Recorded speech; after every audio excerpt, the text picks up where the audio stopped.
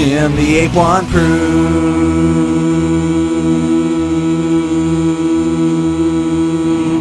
Hello again, humans. It is I, Jim the Ape, and today I'm going to be doing something a little different in a number of ways. The first is that I'll be responding to 2 videos in one, so it technically doesn't count as the same turd twice. The second reason this is a bit different is that instead of responding to your average YouTuber, the person I'm going to be using clips from is a big-time Hollywood actress. Well, at least on the small screen. And the third and final reason is that the 2 videos in question cover different topics. So let's go in chronological order and get this thing started.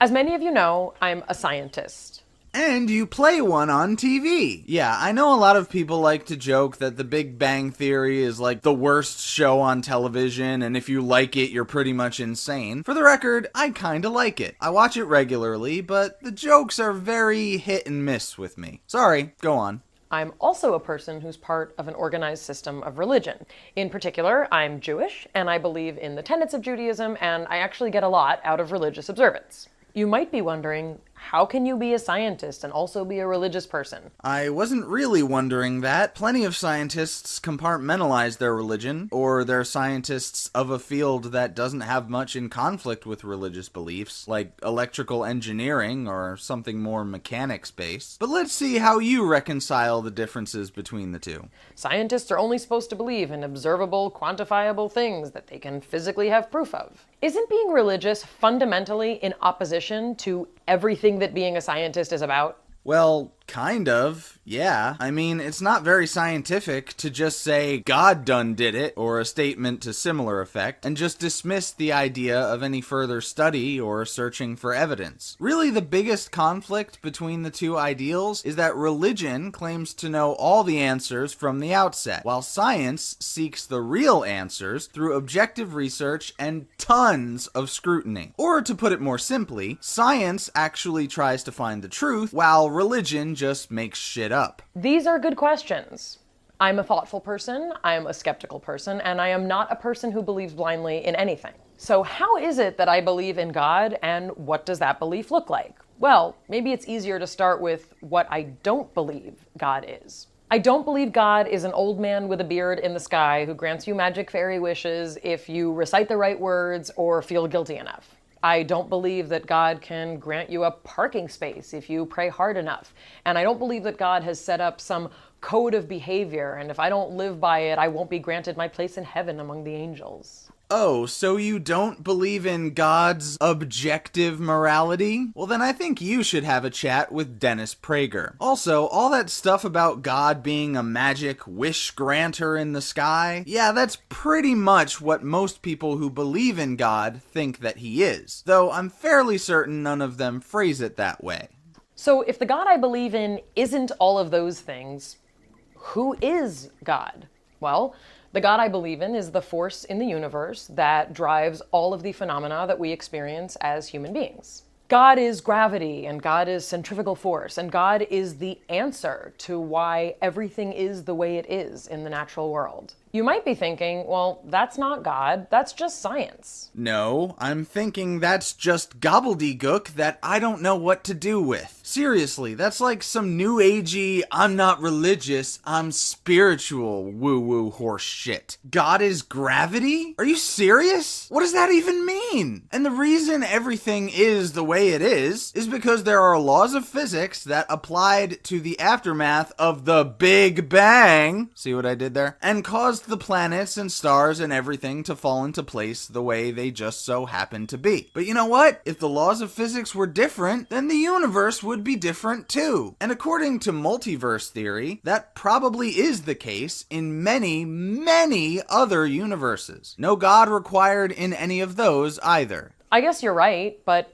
in my cultural and religious tradition that goes back thousands of years, we have a tremendous sense of gratitude and humility for our place in the natural and scientific world. Understanding equations that describe gravity and pressure and force and torque is science, and that's amazing. But having a spiritual connection with that information, so much so that it brings you to your knees because it is so unbelievable, is meaningless. It's completely subjective, beyond irrelevant, and at the end of the day, it means jack fucking shit. You know that 2 plus 2 equals 4, regardless of how that makes you feel, right? Well, the same is true for scientific facts and the existence or non-existence of a god. There is an objective reality, and it doesn't change based on your whims. So you can believe all you want, but that doesn't make it so. And about culture and traditions, that's all well and good if that's what floats your boat, but it has absolutely nothing to do with whether or not a god exists. Contrary to popular belief, billions of people can be wrong, regardless of how old or how new their ideas are. That's why science relies on more than just feelings and traditions. Is what it means to have a relationship with God. I also ascribe our ability to think, to reason, to love, to build, to create as divine, because it's amazing that we exist. So everything good in the world is God, basically. Yeah, I've heard this bullshit before. Now, imagine there's a puddle in the street, somewhere in a pothole or some kind of dent in the ground. Say that puddle has sentience and conscious thought, and it thinks to itself, wow, this hole in the pavement was made just for me. It's amazing how I fit so perfectly inside it, so it must have been designed for me. And then a car drives right through it, hydroplaning and sending the puddle flying into the air in a scattered mist. You're that puddle right now. The tire hasn't come screeching into you yet, but it will. That tire is coming for all of us. Like, do you ever get that feeling like, oh my gosh, I can't believe we exist? I get that feeling all the time. A closeness with a notion of God gives me the opportunity to experience myself as a spiritual being and not just a physical or a mental one. But having a relationship with God gives me a chance to understand my inner world in a way that can't be measured by inches or SAT scores or HDL-LDL ratios or by diplomas hung on the wall commemorating learned information. Everything, and I mean literally everything that happens in your mind happens in your body. This spiritual inner self bullshit is tied to chemicals in your brain and in your metabolic system just as much as any other biological function. You eat, you sleep, you shit, and you contemplate existence because those are the programs installed in the meat robot that you are. That 3-pound lumpy power cell in your skull is where it all comes from. And one day, that power cell is gonna run out of juice, and with it will go every memory you've ever had, every feeling you've ever experienced, and everything that makes up your personality and your consciousness. I tell you this not to scare you, although it can be a very scary thought, but because, to the best of our scientific knowledge, it is objectively the truth. Whether you call it your mind, or your spirit, or your soul, or whatever, your consciousness is a result of natural processes within your body, and that is why I bring up the fact that the two will die together. They are inextricably linked because one is the direct result of the other. It can be measured by the way it feels when you read a poem or a psalm and you feel like someone out there understands you and there is a purpose to continuing your existence. By definition, feelings cannot be measured, nor can things be measured by feelings. It sounds like all you've got is wishful thinking. Oh, and a little bit of cultural traditions mixed in there as well. It can be measured by the way it feels when your stomach flip-flops over and drops to the ground when you stare into the eyes of someone that you want to spend the rest of your life with. It can be measured by the enormity of emotions you feel when you look at the Milky Way or when your baby smiles at you for the first time. It can be measured by the depths of despair that you feel when someone breaks your heart. And it can also be measured by the hope you feel when you know that you will love again. See previous response. So what do I get from religion? Well, my religious practice gives me discipline. It's normal and healthy for human beings to have boundaries, and I guess to what extent you want them is kind of up to you. So it's good because people need structure? People can have order and discipline in their lives without believing in ancient fairy tales written by desert tribes, you know? For me, my religious tradition helps me to think hard about decisions I make. I only eat certain foods.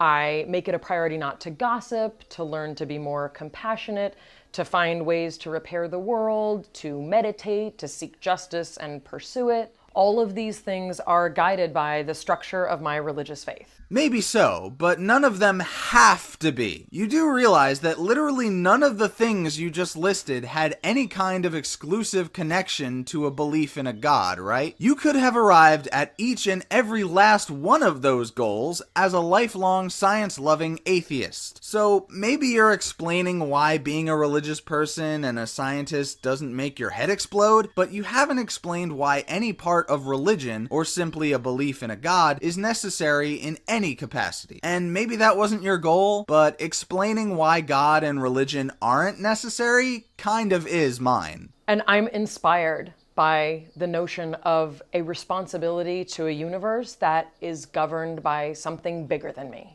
It's okay for smart people to believe in religion, and we aren't always happy with how religion looks or how religious people act. But there's a force in the universe that underlies all of this beautiful chaos. Bullshit! Prove it! Understanding the relationship between science and God, I think, makes me a better scientist and a more complete person. So I'm sticking to that. Well, that was pretty vacuous and ultimately rather boring. Now let's take a look at the video of yours that supposedly went viral not too long ago. I'm gonna be annoying right now. No more annoying than you are on The Big Bang Theory. Because I want to talk about something that a lot of people don't want to talk about. I was recently at a bar with two guy friends who are about 40, and one of them said to the other, "Oh my God, dude, look at that girl sitting at the bar. She's beautiful." And I start looking around, wondering why they would let a child into the bar. Yes, because the word girl literally can only mean a child and is never once used to flatteringly describe an adult woman as youthful or, beautiful, like your 40-year-old virgin guy friend said, according to you. Then I realized that when he said girl, he meant woman. But since she's in that super narrow age range between 5 years old and 55 years old, we just don't know what to call her. Yeah, that's just a taste of why you don't get to write your own jokes on The Big Bang Theory. And I want you all to remember this opening part here, because if I fly off the handle and go into full-on rage mode, I don't want to hear that I'm some mean-spirited misogynist who doesn't think women are funny. The point is, Mayim is taking the smug, self-righteous tone here with regards to a complete first-world non-issue. So forgive me if that tries the very limits of my fucking patience. Moving on. So we call her a girl. Sorry, folks, I have to do this. We have to stop calling women girls. Why? Because it matters what we call people. Language matters. Words have meaning. Well, yes and no. Words have meaning because they communicate ideas from person to person without the need to develop telepathic abilities. However, the emotional significance of those words is entirely subjective and varies wildly. I'm going to use the crudest and most offensive example possible. See, a lot of people find the words cunt and nigger offensive, and many will get offended on behalf of others at the mere utterance of one of those words. However, there are groups of people who will use those words as terms of endearment towards their friends, improper pronunciation notwithstanding. And the way we use words changes the way we frame things in our mind. Google Sapper Whorf if you don't believe me. I did, and all I got was a picture of this guy. What the fuck does this mountain four-headed asshole have to do with anything? So when we use words to describe adult women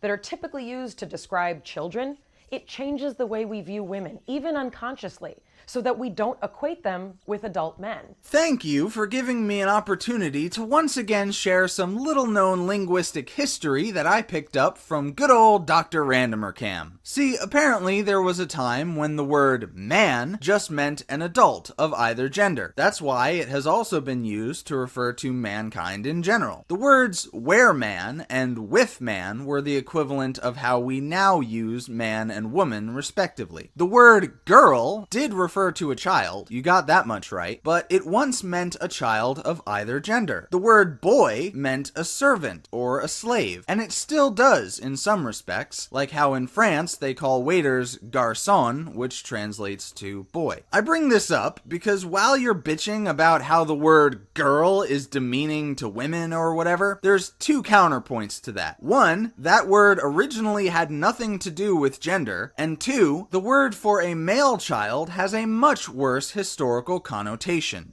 In fact, it implies that they're inferior to men. Yeah, because men are never referred to as boy in a demeaning way. There's no such thing as telling an adult male to man up, be a man, or if he doesn't behave in a way that is deemed acceptable, no one ever accuses a guy of not being a real man. None of that shit ever happens, and if it does, it only negatively affects women because feminism. Even if that's not what most people intend, words have an impact on our unconscious. Case in point. You would never say to someone, go ask that boy behind the bank counter if the notary's here today. Are you high? I hear shit like that all the fucking time! And you know what? I don't care! I could not give less of a shit! You see, the thing is, sometimes people use these words associated with children to communicate the youth of the person in question. Often older people will talk like that because they're essentially saying that the person is significantly younger than they are. And guess what? Women tend to be more insecure about their age than men are. So you would think that someone using language in a way that implies that they're young would be a compliment to most women. But not this crusty old cunt. Hey Mayim, how does being called a girl compare to being called old? We never call men boys because it's demeaning and emasculating. What rock do you live under, Mayim? People call men boys all the time, and it doesn't matter. Just like it doesn't matter that people call women girls. I mean, if you ask me, I'd say men have more of a reason to complain, as I explained before, but it doesn't matter either way. And are there women who don't mind being seen as diminutive because they think that men should be in charge and that they should be tender and delicate? Of course. And there are all kinds of men and women, and I promise that's okay. But to these women, I would say the following. There is a thing that happens when we grow up in the kind of male-centered culture that we live in. We start to believe that the way things are is the way they have to be. We start taking on the biases and judgments of women which have been in place since an historical time when women weren't respected or even allowed into the public sphere. The terms we're using for women are outdated and insensitive. And they assume a structure of power where men are on the top and women are on the bottom. Yeah, that's called missionary. But seriously, do you want to know what I took from that? Assertions. Assertions, assertions, assertions. And not enough specific information to back up a single one of them. Forget physical evidence or scientific data from this actual scientist. You didn't even give anecdotal examples or any references to a specific historical time period to give context to what you're talking about. In fact, you want to talk about assuming? You're assuming, and you want people who watch your video to assume that women have been oppressed throughout history and don't even bother questioning it because that's just the way it is. But when I try to scrutinize these claims of historical oppression, I don't see much in the way of definitive proof. And in certain eras and in certain parts of this country and the world, this kind of thinking has persisted for far longer than it should have. And we know better now. It's up to us to change this narrative. I agree. If by this narrative, you mean the female victimhood narrative that's being perpetuated by third-wave feminism, social justice warriors, Hollywood, the news media, politicians, etc. Are some women victims of oppression? Yes. Are all women victims of oppression? No. And more on topic, are women oppressed by words when you refer to one or more of them as a girl or girls? Fuck no! To those of you who call women girls, I say this. I know your intentions are probably good, but I hope you can learn to see the unintended and negative impact your words can have. How can I see it if you've completely failed to demonstrate it? All you've given me is a vague argument of historical oppression and that it hurts some people's feelings. So what? Why should I change the way I speak on nothing more than broad assertions and hurt fifis? In fact, I think it's time to bring back this old chestnut. Fuck your feelings. Fuck my feelings. Fuck everyone's feelings. Feelings don't matter. And if you're feeling confused about whether or not to call someone a girl, let me help you out. Here's how it goes. Decide if the human being in front of you is in fact a girl. Indications that she may in fact be a woman are a high school diploma, a job, a car she pays insurance on, a mortgage, a home she calls her own, or a 401k. Girls tend to be under the age of 18 and typically live with their parents. Being a mom is usually a very strong indication that someone is in fact a woman. I know this is supposed to be funny, but given the pedantic nature of what you're arguing, it just comes across as insipid and smug. Not to mention, there are plenty of women whose finances are taken care of by their husbands. So focusing so much on that aspect kind of weakens your so-called argument. And the thing we need to start doing as women, and for those of you out there who may not be women, but who know and love women, is to consistently, gently, kindly, and politely correct people when they call women girls. In other words, language policing. Yeah, fuck you, and fuck your insane rambling. If you came up to me and politely told me what I can and cannot say, I would very impolitely tell you to go fuck yourself, you entitled cunt! I've found a few ways to do this that only make people hate me after I walk away.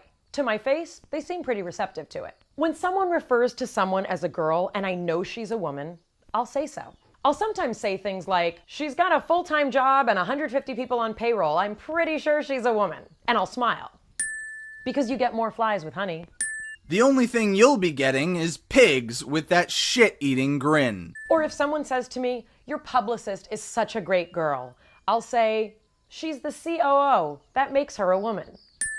You are reaching Amy Schumer levels of bad comedy here, and you are so infuriatingly smug. I would express to you what that face gives me the urge to do, but I don't want the hassle of having a celebrity claiming that I threatened her, which would be inaccurate even if I specified. The point is, you're stupid and I hate your face. And who knows, maybe if we start using language that elevates women and doesn't equate them with sweet, small, cuddly, tender things, we'll start treating them as more than that as well. Or we could just treat them, equally. You know what? Fuck it. I want to reach through the screen and knock each and every one of your pearly whites down your throat one by one. That's what your smug smile makes me want to do. And maybe if you were a man, I would have told you that sooner, but I'm telling you now because equality is important to me. Language sets expectations.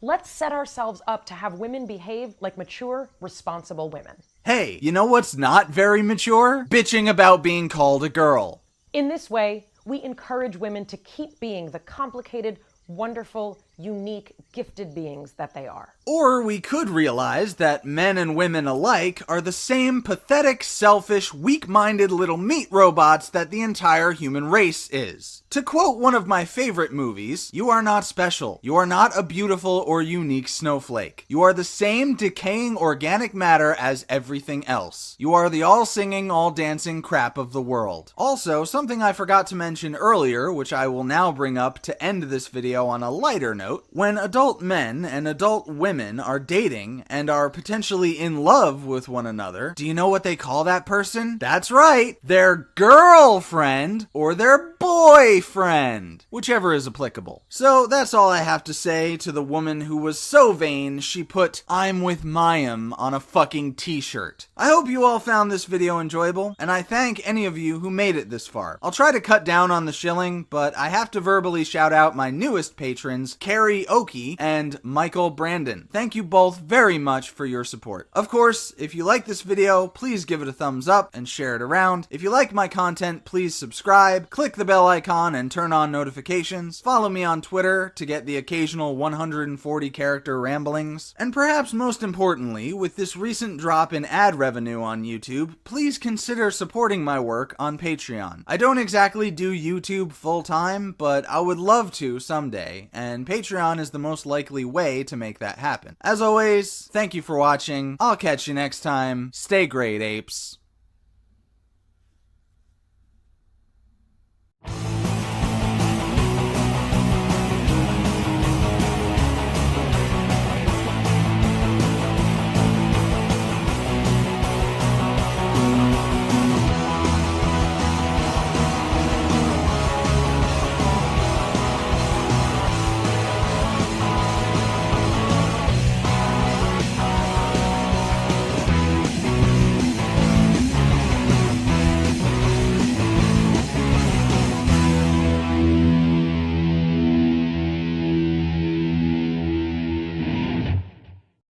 Wrestle to the ground, God help me now, 'cause they're just girls breaking hearts.